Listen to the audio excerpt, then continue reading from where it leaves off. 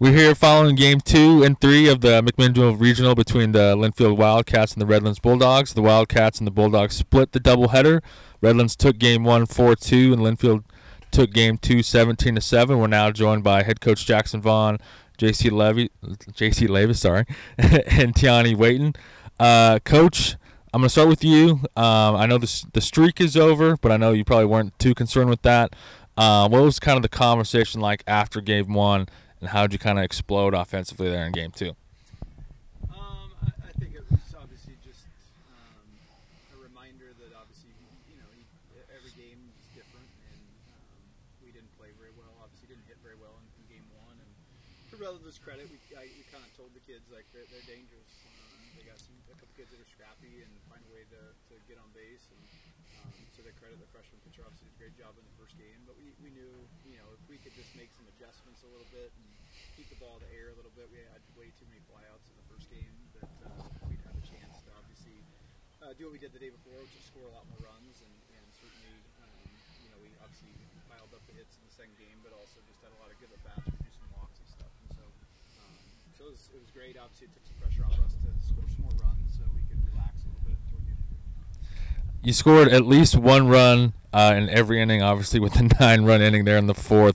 What were you liking most about the team's approach there offensively, especially in that second game?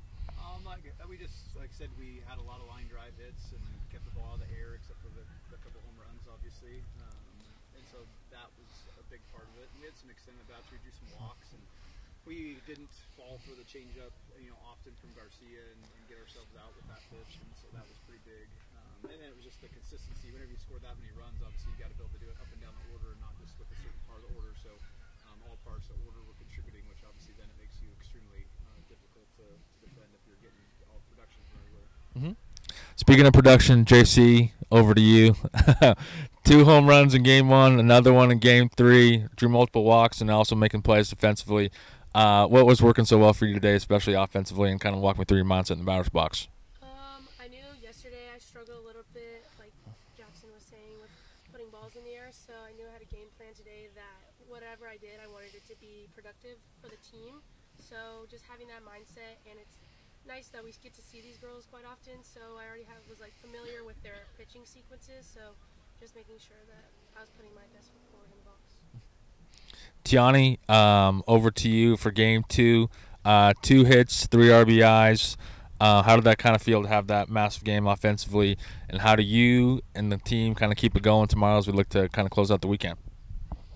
I'd say I was just trying to have confidence in the box the entire time, and I knew that I needed to help my team out and then just place it in a gap and just hope for the best. And yeah, so tomorrow I'm gonna have confidence in the box and just put it in and see what happens. Coach, I'm going to go back to you with a similar question. You're leading now 2-1. Game 1 tomorrow at 11. How do you look to close it out in that one? Just hopefully show up and play well. I think obviously we'll see Ellinger obviously probably won the game today. So we just got to show up and hopefully produce a little bit better. And obviously we'll have Taya ready to roll tomorrow. And so just how she's able to recover and obviously pitch on day 3 will be a big part of it too. But we'll obviously take the aggressive approach and try to see if we can close things out in Game 4. And if not, then we'll be ready to go for Game 5. The luxury of obviously being ahead 2-1 is you have a little bit of leeway tomorrow.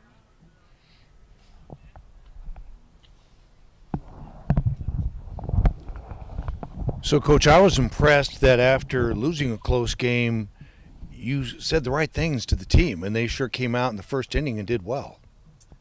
Yeah, well, no one likes to lose.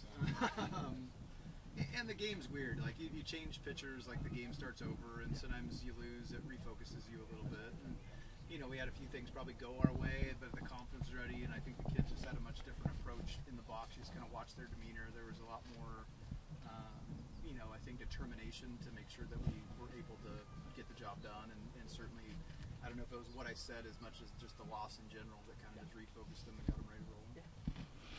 So, JC, now had you played with some of these Redlands players when you were growing up? Did you know them from? Yeah, I actually played on high school with Maya Holshoe. She's actually one of my really good friends, and I played travel ball with Long, and then I also played against Anis, I believe, for 1 year in high school, so definitely familiar faces. Had you seen the pictures before? No, the first time I ever saw them was when we faced them freshman year. Yeah, and then elementary Yeah. saw this spring, Yeah. but yeah. Definitely. I didn't know anything about the pitchers until we faced them in college. So, Coach, how do you feel about tomorrow's games after this strange 4-2 score and then, what, 17-7?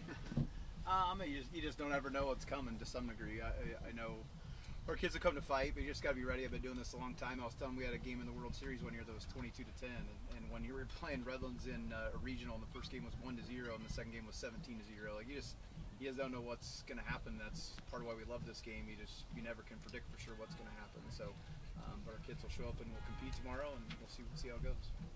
Thank you. So, Coach, what the heck is an illegally batted ball? The call they had on the illegally batted ball is being out of the box. Oh. So I think on the one they had, it was on K2 on the changeup, and it was so slow. She was trying to wait on it in the bot, but they said she was out of the box. I don't know that she was or not, but obviously they said she was. So, and then one of their kids got called out on a third strike because they used to have the penalty was an out, and now the penalty's a strike. So it depends on if you have 2 strikes, you're out. But if not, it's just a strike and you come Okay. back. So. And are you at all concerned pitching rotation at this point? I know Taya is kind of gold, but your other couple of kids really struggled a little bit.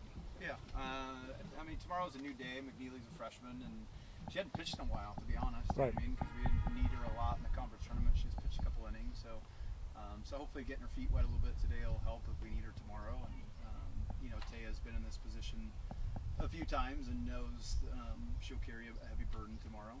She just will. That's the onus of being, you know, a kid that's been in her shoes. So we'll see. Thanks. Yeah.